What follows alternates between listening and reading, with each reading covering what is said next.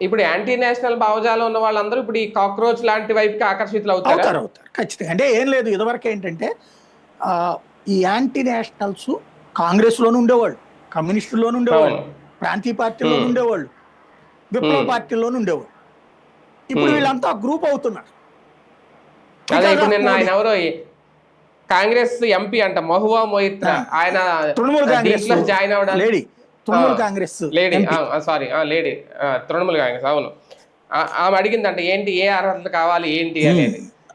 ఆవిడ పరమనీచురాలు. ఎట్లాంటిదంటే తన విలాసాల కోసం, మేకప్ మెటీరియల్ కోసం పార్లమెంట్ సభ్యులు ప్రశ్నలు అడగడానికి ఒక పోర్టల్ ఉంటుంది, వాళ్ళకి ఒక లాగిన్ ఉంటుంది.